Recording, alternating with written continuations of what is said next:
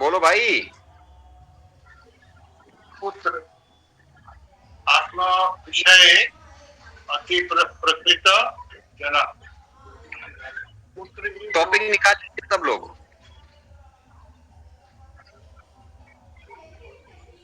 पुस्तक में देख लीजिए, पीडीएफ खोल लीजिए, देखिए। दीर्घ शर्मा, ओ दीर्घ शर्मा। सीताराम भैया। कहाँ भटक गए आज? याद आ रही थी आपकी। गजब, मतलब याद करते हो। मैं भूलता ही नहीं हूँ, तुम याद करते हो। चलो कोई नहीं।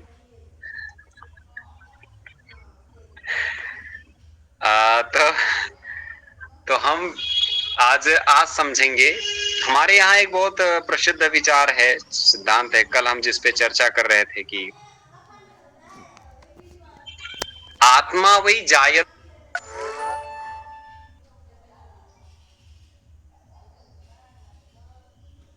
आत्मा वही जायते पुत्रः, माने पुत्र ही आत्मा के रूप में जन्म लेता है।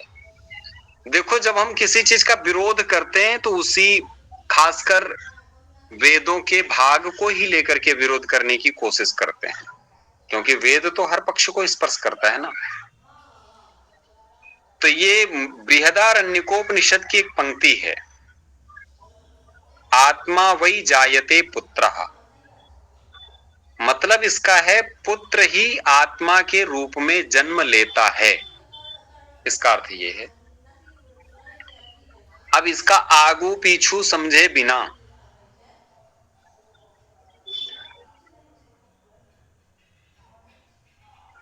कुछ लोगों ने थोप दिया इस बात को। देखो भाई, आत्मा का मतलब क्या? आत्मा का मतलब बेटवा, लड़का। अरे महाराज, आत्मा का मतलब लड़कवा नहीं होता है, बेटवा नहीं होता है। कहे नहीं नहीं होता है। बृहदारण्यकोपनिषद में लिखा है आत्मा विजायते पुत्रः। जैसे एक बार मेरे पास एक लड़का आया, भैया एक बात पूछनी है आपसे। मैंने कहा बताओ। कि तकारी का मतलब क्या होता है संस्कृत में? अब मैं भी बड़ा टेंशन में, यार तकारी पहली बार सुन रहा हूं। तकारी का मतलब, तकार अगर कहता तो मैं कह देता ता वर्ण का विवेचन हो रहा है। ये तकारी का मतलब क्या होता है? मैं भी टेंशन में। तो मैंने कहा उससे, यार एक बात बताओ, तुम ये पढ़े कहां हो तकारी? तो बोला अरे भैया इतना फेमस शब्द। हमने कहा बताओ तो कहां लिखा है? ब्रह्मा मुरारी त्रिपुरान तकारी, भानु शशि भूमि सुतो बुधश्च। ब्रह्मा मुरारी त्रिपुरान तकारी। हम हाथ हम हाथ जोड़ लिए। हमने कहा हे प्रभु, आगू पीछू देख लो, तब समझ में आएगा अर्थ क्या होता है। त्रिपुरा अंतकारी है वो, तकारी नहीं, अंतकारी है।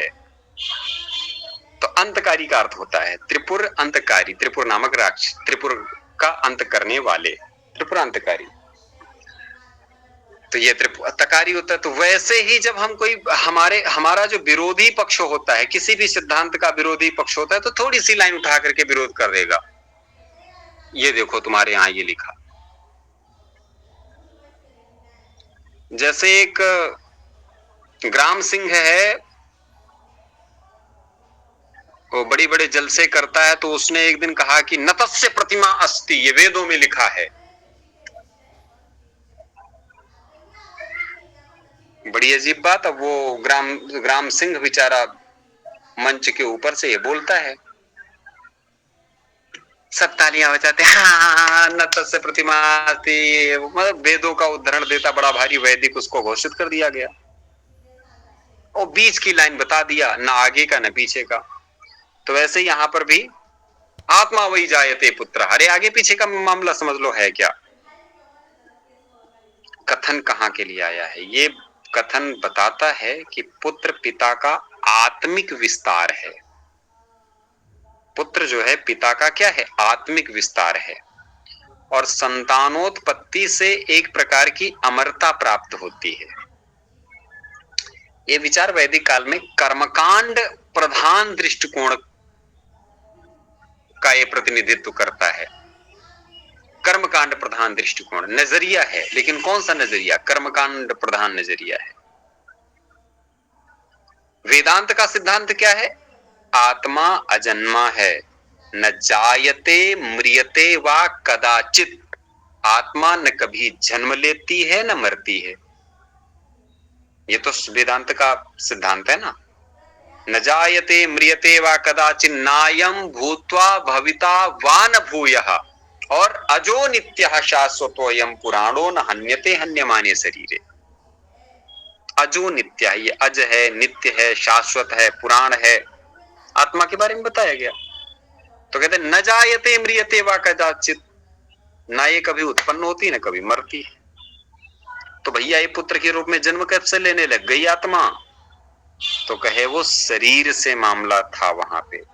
ये विचार वैदिक काल में कर्मकांड का दृष्टिकोण प्रस्तुत करने के लिए रखा गया है, लेकिन अद्वैत वेदांत इस कर्मकांड के इस दृष्टिकोण का खंडन करता है। शरीर उत्पन्न होता है, आत्मा उत्पन्न नहीं होती है। क्या उत्पन्न होता है? शरीर, लेकिन आत्मा उत्पन्न। शंकराचार्य इस पे क्या कहते हैं? शंकराचार्य का कथन है आत्मा नित्यः शुद्धम बुद्धम मुक्तम अजन्मा चास्ति एतत् शरीरम उत्पद्यते। ये शरीर उत्पन्न होता है, आत्मा न किंचिदपि प्रविशति। आत्मा किसी शरीर में प्रवेश नहीं करती, बल्कि हमारे अज्ञान के माध्यम से हम आत्मा को आच्छादित करते हैं या आच्छादित हो जाती है। तो मामला ये है, आत्मा नित्य है, शुद्ध है, बुद्ध है, मुक्त है, अजन्मा है। सीधी सरल बात। इस तरीके से अगर समझा जाए, वेदांत का कहना क्या है? आत्मा पुत्र रूप में जन्म लेती है। ये कथन तो ठीक है, मानेंगे हम, लेकिन किस दृष्टि से? ये पारमार्थिक दृष्टि से। ये जो भौतिक दृष्टि से ये सत्य है कि बेटा बाप की आत्मा होता है, शरीर की दृष्टि से। लेकिन वास्तविकता से अगर देखा जाए, पारमार्थिक दृष्टि से देखा जाए, तो आत्मा कभी जन्म लेती नहीं है। इसलिए आत्मा पुत्र के रूप में जन्म नहीं ले सकती। संतान से मोक्ष नहीं होता, तो किससे होता है? कहे ज्ञान से मोक्ष होता है। तमेव विदित्वा तीर्थ्यस्मात् संसारम, ये बृहदारण्यकोपनिषद में कहा गया है। तमेव विदित्वा, उसको जान करके ही, तीर्थ्यस्मात् संसारम, इस संसार को पार किया जा सकता है।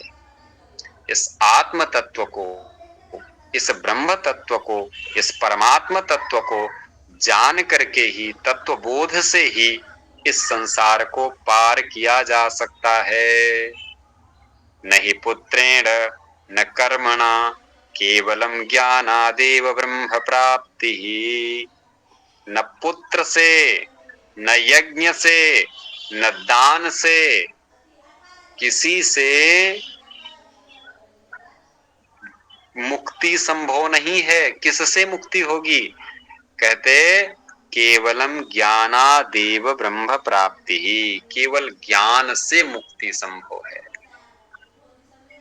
मुक्ति अगर संभव है तो केवल ज्ञान से। भगवान कृष्ण भी गीता में कहते हैं नहीं ज्ञानेन सदृशम पवित्रमिह विद्यते।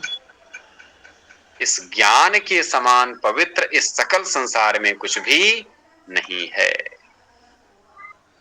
इस तरीके से वेदांत संतानोत्पत्ति के माध्यम से स्व की कंटिन्यूटी, माने इसकी धारणा को लौकिक मानता है। माने मेरा बेटा, ये तो लौकिक धारणा है यार, ये मुक्ति का साधन नहीं है।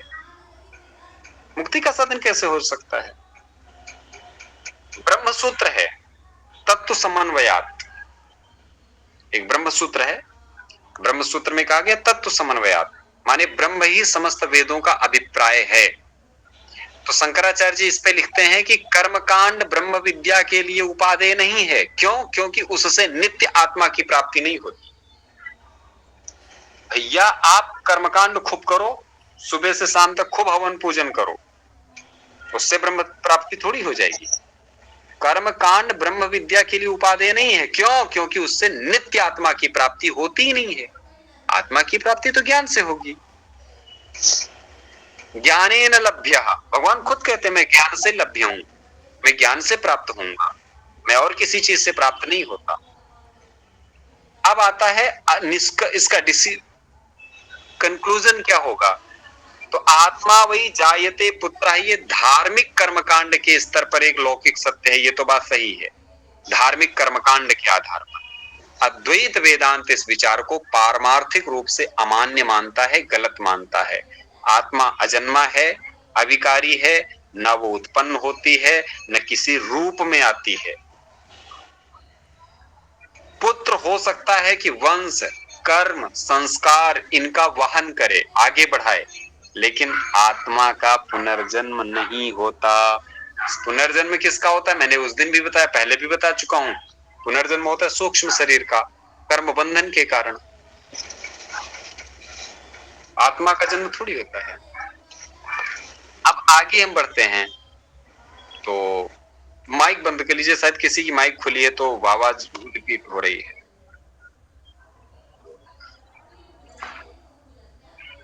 तो ये आत्मा है, आत्मा वही जायते पुत्र, स्पष्ट हो गया ना। आत्मा का स्वरूप वास्तव में है क्या? तो ये कई मीमांसक माने कर्मकांडी लोग ऐसा बोल देते हैं। कहने आजकल हमारे यहाँ भाषा में भी बोल दिया, अरे हमारी तो जान बसती है इस चीज में।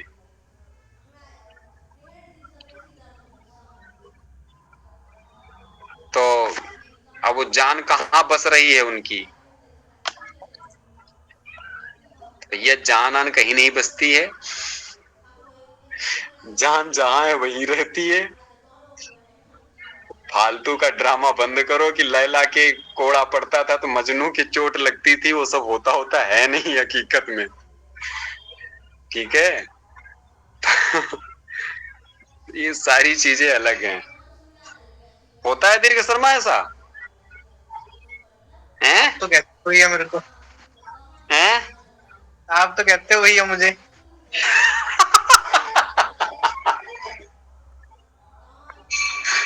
ओ भाई।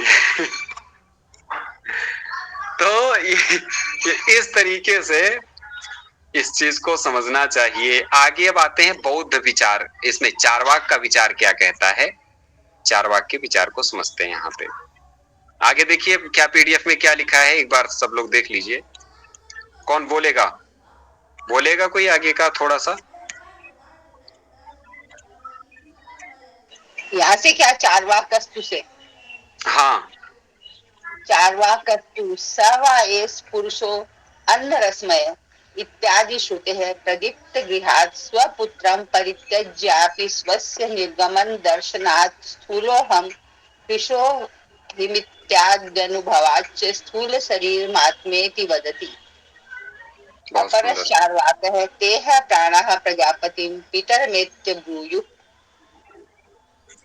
थोड़ा सा हम इनका खंडन करने से पहले अच्छा, हाँ, एक बार हम चार्वाक को समझ लेते हैं। चार्वाक है क्या वास्तव में?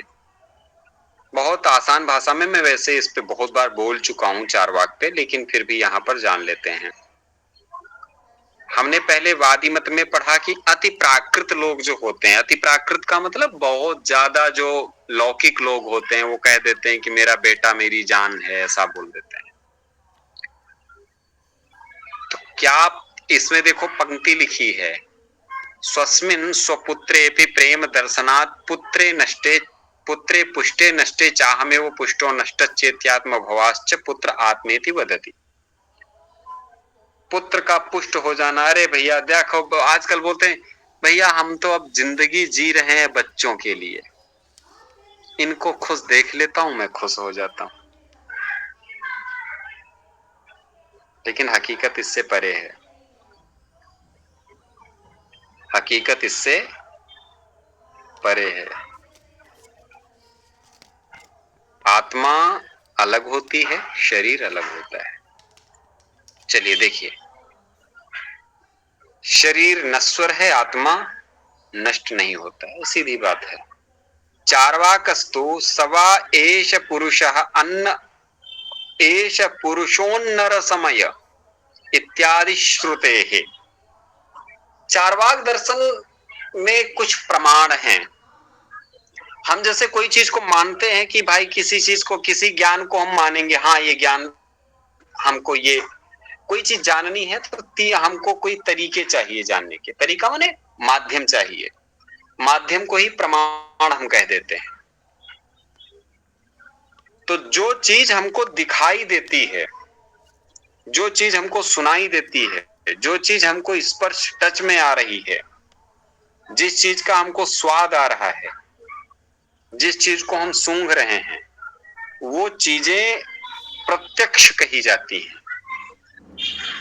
जैसे हमने देखा कि टमाटर कैसे हैं, लाल हैं, खरीद लो। आंखों ने देखा इसलिए हमने लाल कहा, मान लिया, ये प्रत्यक्ष प्रमाण है। आम खट्टे हैं या मीठे हैं, जिह्वा से चख करके हमको पता चल गया, ये प्रत्यक्ष प्रमाण है। आने वाली ध्वनि लता मंगेशकर की है या अलका याग्निक की है, वो शब्द सुन के पता चल जाता है। तो ये जो श्रवण, हमने श्रवण करके जान लिया, ये प्रत्यक्ष प्रमाण है। तो इसको इंद्रियों से जो विषय समझ में आ जाता है वो प्रत्यक्ष प्रमाण कहा जाता है। दूसरा होता है अनुमान प्रमाण। अनुमान प्रमाण का मतलब होता है कि आपने धुआं उड़ते देखा तो आपको लग गया कि यार वहां आग लगी होगी इसलिए धुआं उड़ रहा है। तो क्योंकि आपने पहले देख रखा है कि जहां जहां आग होती वहां वहां धुआं होता है। पहाड़ों पे बारिश हो रही इसलिए झरनों का पानी गंदा होगा। झरनों के गंदे पानी को देख करके हम कह देते हैं पहाड़ों का पानी गंदा है, पहाड़ों पे बारिश हो रही है। ये अनुमान लगाते हैं हम लोग। बर्तन का चावल पक रहा है बर्तन में, तो एक चावल उठाया और दबाया, एक चावल पक गया है ऐसा चेक करने पे पता, बाद में हम डिसाइड कर लेते हैं कि पूरे बर्तन के चावल पक गए हैं। अनुमान प्रमाण है ये, इसको अनुमान कहते हैं। तीसरा है शब्द प्रमाण। कई बार कई विश्वसनीय चीजों पे किसी बड़े की बात मान ली जाती है, उसको हम कहते हैं शब्द प्रमाण। तो हमारे यहाँ बड़े कौन? ऋषि मुनि। ऋषियों मुनियों की वाणी कहाँ है? वेद में। तो वेद जो कहता है हम उसको प्रामाणिक मान लेते हैं और उसको स्वीकार करते हैं। तो ये तीन प्रमाण हमारे यहाँ सभी दर्शन स्वीकार करते हैं, आस्तिक दर्शन। लेकिन चार्वाक कहता है कोई प्रमाण केवल हम प्रमाण मानेंगे एक। वो कौन सा है? प्रत्यक्ष। जो दिखेगा, जो सुनाई देगा, जो इस टच में आएगा, उसी को हम सही मानेंगे और सब गलत। ये चार्वाक की दृष्टि है। हम आत्मा को, चार्वाक आत्मा को भी नहीं मानता है, वो शरीर को ही आत्मा मानता है। इसीलिए चार्वाक के दर्शन को शरीरात्मवादी कहा जाता है, देहात्मवादी कहा जाता है। शरीर ही आत्मा है। स्वर्ग नरक का कॉन्सेप्ट नहीं है, कुछ भी पाप पुण्य का कोई कॉन्सेप्ट नहीं है। जिसको हम कहते हैं उच्छृंखल हो जाना, निरंकुश हो जाना, शरीर ही सब कुछ है ऐसा मान लेना, इस तरीके की दृष्टि चार्वाक की दृष्टि है। तो चार्वाक यहां कहते हैं सवा एष पुरुषः अन्न रसमय। अच्छा, हम सब जितने भी शरीर वाले लोग हैं, मैंने पहले भी कहा था कि शरीर की संरचना अन्नमय कोश से हुई है, अन्न से हुई है, इसलिए हम इसको अन्नमय कोश कहते हैं। अन्नात् भवन्ति भूतानि, गीता जी में भगवान कृष्ण कहते हैं अन्नात् भवन्ति भूतानि। भूत माने जीव, ये सृष्टि, ये शरीर, शरीर की संरचना अन्न से होती है। अन्नात् भवन्ति भूतानि, भूत माने जीव, जीवात्माएं अन्न से होती हैं।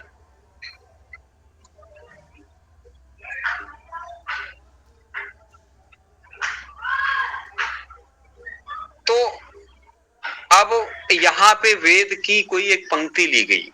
इसी बात को पहले भी कहा गया कि हमारा शरीर कैसा है, अन्न रसमय है।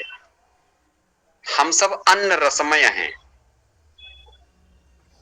पुरुष कैसा है, अन्न रसमय। अब इसके ये पूर्ण, आप जब पूर्ण वाक्य को समझेंगे तो यहां पर स्पष्ट दृष्टि आती है।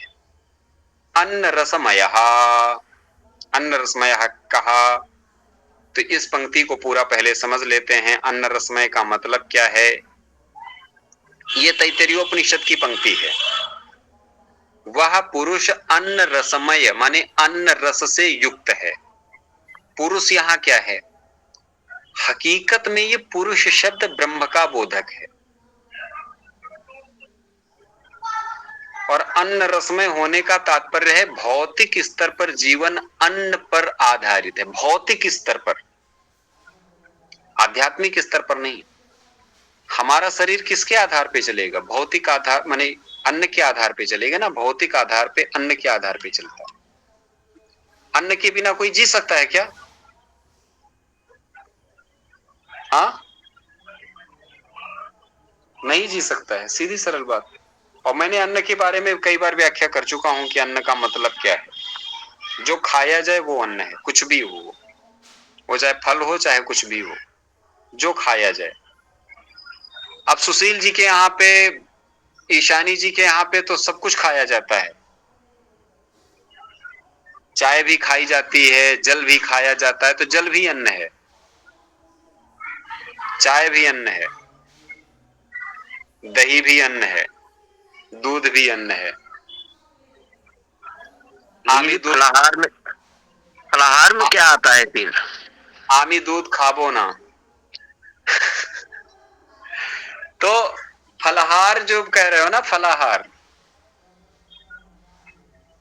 सब कुछ अन्न है। आम भी अन्न है, अनार भी अन्न है, सारी चीजें अन्न है। संस्कृत की अद धातु से अन्न शब्द की व्युत्पत्ति होती है। अतीत अन्नम, जिसे खाया जाए वो अन्न है।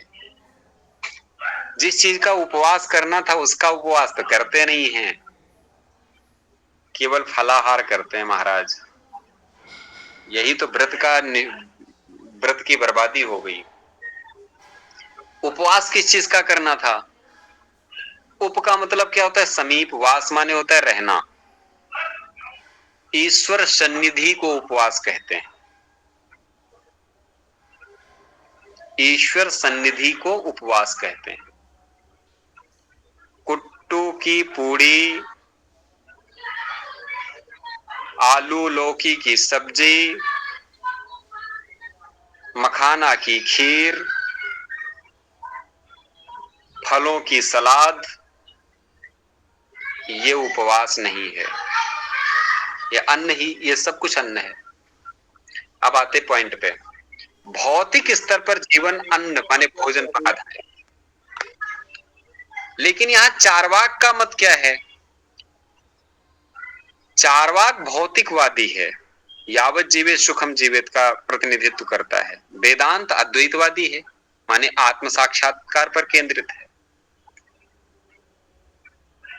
ये पुरुष, ये जो यहाँ पंक्ति आई है, ये पुरुष माने ब्रह्म या मानो अन्न रस से युक्त है, जो कि चार्वाक माने भौतिक दृष्टिकोण से लेकर के वेदांत माने आध्यात्मिक दृष्टिकोण तक के समग्र अनुभव को समाहित करता है। यहाँ पे मनुष्य अन्न से बना है और उसका अनुभव चार्वाक की इंद्रिय सुख प्रधान सोच से लेकर के वेदांत की आत्मज्ञान प्रधान चेतना तक फैला हुआ है। तो भैया सीधी सरल बात है, मुख्य मुख्य विचार ये है कि मनुष्य अन्न रसमय है, वो शरीर से बना है और शरीर को स्थायित्व अन्न से मिलता है। लेकिन उसी मनुष्य को देखने के दो नजरिए हैं। चार्वाक का नजरिया अलग है, वेदांत का नजरिया अलग है। चार्वाक की दृष्टि वो केवल भोग का पात्र मानता है इस शरीर को, लेकिन के वेदांत की दृष्टि वही पुरुष आत्मा है, ब्रह्म स्वरूप है। अलग है, दोनों के नजरिए अलग है।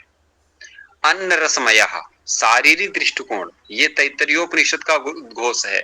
ब्रह्म की अभिव्यक्ति सबसे पहले अन्नमय कोश के रूप में होती है। शरीर अन्न से बना है, जीवन का आधार अन्न है। चार्वाक दर्शन कहता है अन्नम खलु पुरुषस्य प्रथमम प्रियम। तो चार्वाक भोगवादी दृष्टि है। यावत जीवे सुखम जीवे ऋणम कृत्वा घृतम पीवेत। आत्मा नहीं है, केवल शरीर है। जो कुछ है वो यही जीवन है, इसलिए भोगो, मौज करो। और ये अन्न रसमय पुरुष को केवल भौतिक स्तर पर देखता है। वेदांत दृष्टि आत्मज्ञान से देखती है। वेदांत कहता है अहम ब्रह्मास्मि सत्यम ज्ञानम अनंतम ब्रह्म, माने वही अन्न रसमय पुरुष वस्तुतः ब्रह्म स्वरूप है। अन्नमय से प्राणमय, मनोमय, विज्ञानमय होते हुए आनंदमय तक की यात्रा हम पूरी करते हैं। अन्नमय से प्राणमय, मनोमय, विज्ञानमय होते हुए आनंदमय की यात्रा पूरी करते हैं। ये है चार्वाक की दृष्टि, भोग की दृष्टि है और वेदांत की दृष्टि अद्भुत है। चार्वाक माने लोकायत का मुख्य उद्देश्य है सुकून प्राप्त करना। वेदांत का उत्तर क्या है यहाँ पर? वेदांत कहता है कि केवल, जैसे मैंने कहा ना, प्रत्यक्ष प्रमाण को ही केवल वो प्रमाण मानता है। तो वेदांत कहता देख भाई, हमारे यहाँ एक न्याय सूत्र है, प्रत्यक्षानुमानागमाः प्रमाणानि। न्याय सूत्र है, प्रत्यक्ष केवल स्थूल वस्तु जान सकता है। स्थूल तत्व माने सूक्ष्म तत्व आत्मा को जानने के लिए अनुमान व शब्द की जरूरत पड़ेगी। आत्मा तो सूक्ष्म है, उसको जानने के लिए शब्द की जरूरत पड़ेगी, अनुमान की जरूरत पड़ेगी। हम वायु को प्रत्यक्ष नहीं देखते, लेकिन उसके स्पर्श से अनुभव करते हैं, इसी को तो अनुमान कहा जाता है। अब आत्मा का अस्तित्व प्रमाणित है। गीता में कहा गया न ही ज्ञानेन सदृशम पवित्रम इह विद्यते न जायते म्रियते व कदाचित। अनुभव गम्य है ये। अहम, मैं, जो बदलते शरीर में भी अपरिवर्तित रहता है, वही आत्मा है। शरीर बदल जाता है लेकिन वो अपरिवर्तित रहता है। सुख की सीमाएं, चार्वाक के इंद्रिय सुख सीमित हैं, वे दुख का कारण भी बन सकते हैं। इंद्रिय सुख, उदाहरण के लिए आप बताइए कि किसी को आम बहुत ज्यादा पसंद है तो उसको 10 किलो आम खिला दोगे, खा जाएगा? नहीं खाएगा। ज्यादा से ज्यादा 2 किलो या 1.5 किलो, बहुत खाने वाला होगा तो। वही आम उसको दुखकर होने लगता है। इंद्रिय सुखों की एक सीमा है, लिमिट है। भोगान भोक्ता वयमेव भोक्ता कालो न यातो वयमेव याता। इसमें एक सबसे प्रसिद्ध पंक्ति हमको जो सबसे प्रिय लगती है, तृष्णा न जीर्णा वयमेव जीर्णा। तृष्णाएं थोड़ी खत्म होती हैं, हम ही खत्म हो जाते हैं। खत्म हम ही हो जाते हैं, तृष्णाएं नहीं खत्म होती। तो इंद्रिय सुख तो सीमित है और वो दुख का कारण भी बनती हैं। ए ही संस्पर्शजा भोगा दुख ए यो न एवते, माने जो इंद्रिय विषयों से उत्पन्न सुख है वे दुख का कारण है भाई, सब दुख का कारण है। इंद्रिय सुख जो उत्पन्न हुआ दुख का कारण। हमारे गुरुजी एक बात कहा करते थे, ब्रह्म मुहूर्त में जगे, योगासन प्राणायाम किया, ध्यान भजन चिंतन मनन किया, अध्ययन किया, मेहनत की, अपने कर्म में लग गए। एक ये जिंदगी है। ये हम जब उठते हैं तो हमको दुख महसूस होता है। सुबह सुबह उठना, मेहनत करना, ये दुख लगता है हमको। लेकिन उसी जगह पे एक व्यक्ति है जो सोया पड़ा है 9 बजे तक,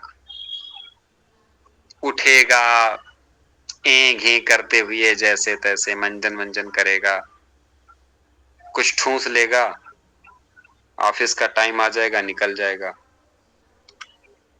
एक ये जिंदगी है।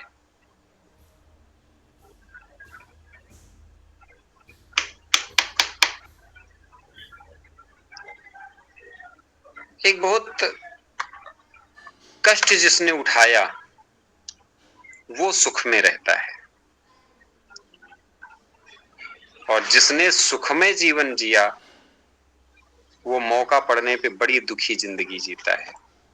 पता चलेगा लकवा मार गया, शुगर हो गया, मधुमेह ने पकड़ रखा है, धीरे धीरे चीजें उसको रोग घेरने लगते हैं, आलस्य से रोग, सारी चीजें हावी हो जाती हैं।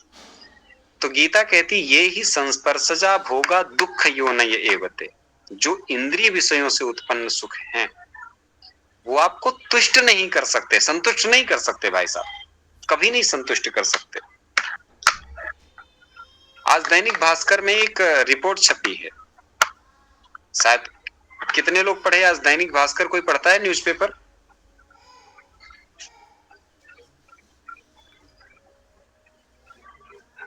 कोई नहीं पढ़ता? दैनिक भास्कर की न्यूज में एक खबर आई थी कि आज का जो नौजवान युवा है वो सबसे ज्यादा डिप्रेशन में, दुखी, परेशान क्यों है। तो उसमें सबसे पहला कारण बताया गया है लाइफ स्टाइल को, दूसरा कारण बताया गया है मेंटेलिटी को, सोच को। आज की सोच बन रखी है कि पैदा ही हुए हैं हम पैसा कमाने के लिए, वो पैसा का करना क्या है उनको भी नहीं पता। तो पैसा का सदुपयोग क्या होता है उनको इतना पता है कि घर बनवाना है, गाड़ी खरीदनी है, तीसरा क्या होगा कुछ नहीं पता।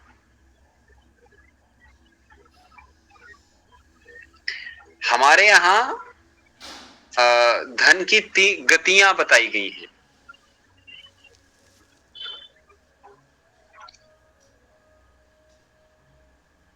धन की गति बताई गई है, कैसी गति होती है।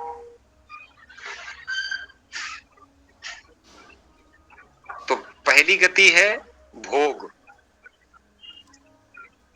दूसरी गति है दान, और तीसरी गति है नाश। दान पूर्वक भोग अगर धन का नहीं हुआ तो अंतिम गति उसकी नाश की होती है, किसी लायक नहीं रहता वो धन। तुम्हारे परोपकार संपन्न धन, और वो भी कैसा हो, त्याग पूर्वक। घर से बहा देना नहीं होता है, त्याग पूर्वक का मतलब होता है हमारी लाइफ स्टाइल त्याग में होनी चाहिए। क्या खाना क्या नहीं खाना, क्या पीना क्या नहीं पीना, क्या पहनना क्या नहीं पहनना, इसका विवेक होना चाहिए। इस चीज को समझ करके काम करना। तो ये ही संस्पर्शजा भोगा दुख योनय एवते, जो इंद्रिय विषयों से उत्पन्न सुख है स्थायी नहीं है, वो दुख का कारण बनता है। ये हमारा वेदांत का चिंतन है। देह और आत्मा का भेद हम लोग समझते हैं, वेदांत आत्मा को देह से अलग सिद्ध करता है। अहम ब्रह्मास्मि, मैं शरीर नहीं ब्रह्म हूं। आत्मा नित्य है, अविनाशी है, देह है। चार्वाक का नैतिक पतन और वेदांत की श्रेष्ठता अगर आपको देखना है, चार्वाक का नैतिक पतन है, नीतिगत पतन है। चार्वाक के अनुसार धर्म, नियम, तप, ब्रह्मचर्य, यज्ञ सब फालतू है, बकवास है। इससे सामाजिक, नैतिक, आध्यात्मिक पतन होगा। आप जब पूरे संसार को भोग दृष्टि से देखने लगोगे तो सारी मर्यादाएं समाप्त हो जाएंगी, सारी व्यवस्थाएं समाप्त हो जाएंगी, सब कुछ समाप्त हो जाएगा। वेदांत आत्मा की शुद्धता, सेवा, संयम, मोक्ष की ओर हमको ले जाता है, और यही चिरस्थायी सुख है, यही आनंददायक सुख है। कंक्लूजन क्या होगा इसका? चार्वाक दर्शन का खंडन केवल वैचारिक नहीं है, ये वो अनुभवात्मक भी है। अनुभव में भी आप समझ जाएंगे तो चार्वाक आपको निगोरा साबित होने लगेगा। अनित्यम असुखम लोकम इमं प्राप्य भजस्व माम। भगवान कृष्ण गीता में कहते हैं कि ये संसार अस्थाई है, स्थायी नहीं है, हमेशा नहीं रहने वाला है, दुख रूप है। अनित्यम असुखम लोकम, जो लोक असुख है, जो संसार असुख उत्पन्न करने वाला है, सुख उत्पन्न करने वाला नहीं है, अस्थाई है, इसका स्थायित्व तो नहीं है। तो करना क्या है? इसलिए आत्मा को जानो और ब्रह्म को प्राप्त करो। इमं प्राप्य भजस्व माम, मुझे भजो। तो ये यहां पर सीधा सरल स्वरूप है। तो चार्वाक जो कह रहे हैं, चार्वाक कहते हैं कि ये अन्नमय रस है, अन्न रसमय शरीर है, शरीर ही सब कुछ। अरे भैया, शरीर सब कुछ नहीं है। तो इसलिए इस चीज को समझना पड़ेगा। शरीर ही सब कुछ होगा तो हमको कुछ चीजें प्रारब्ध भी महसूस होती हैं, और भी चीजें घटित होती हैं, वो सब न होती। तो ये चार्वाक का मत था, और चार्वाक के मत के सापेक्ष, उसके चार्वाक के मत के साथ हमने यहां पर इस विषय को हम लोगों ने समझा। क्लियर है? समझ में आया बिल्कुल? हैं? हाँ जी भैया। भैया अगर चार्वाक के सारे सिद्धांत कोई भी काट सकता है तो चार्वाक को जानना किस लिए जाता है?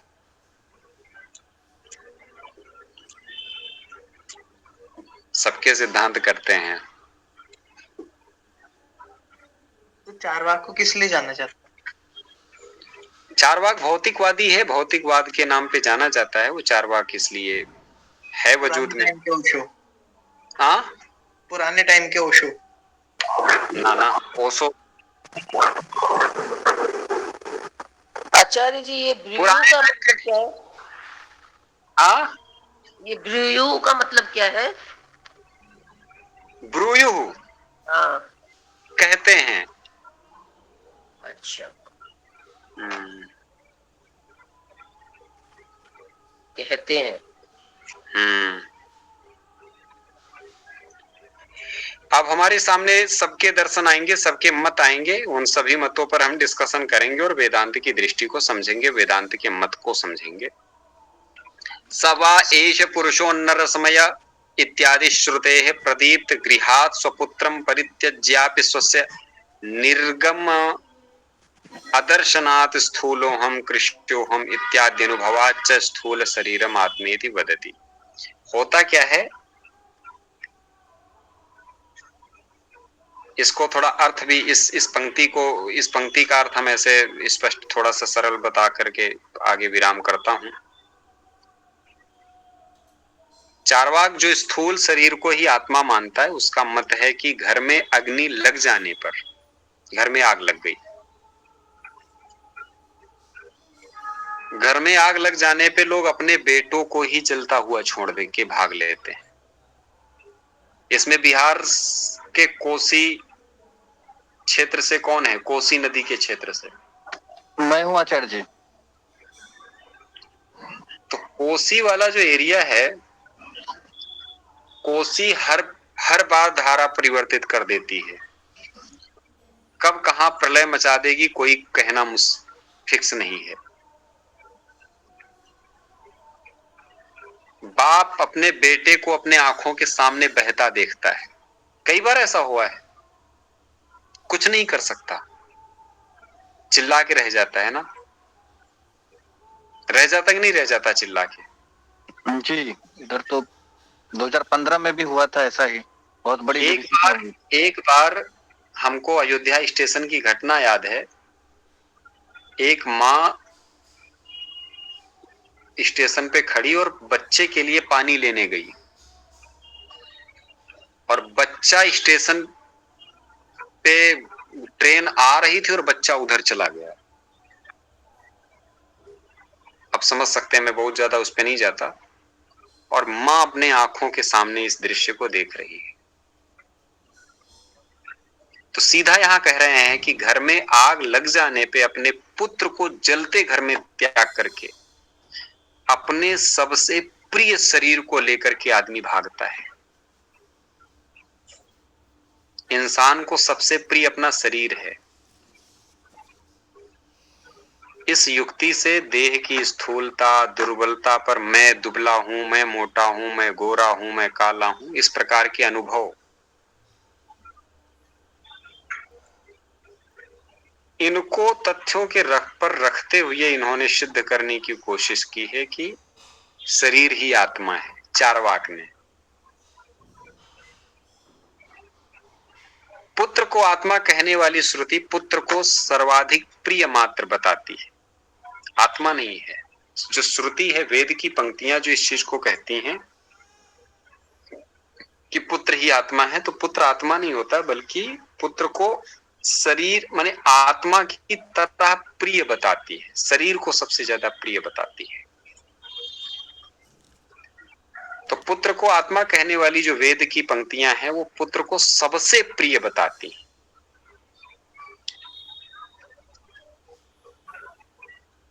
ठीक है, तो चारवाक के और भी मत हम कल जानेंगे। ये पंक्ति का अर्थ था, उसको हमने बताया। ठीक है, सीताराम, हर हर महादेव।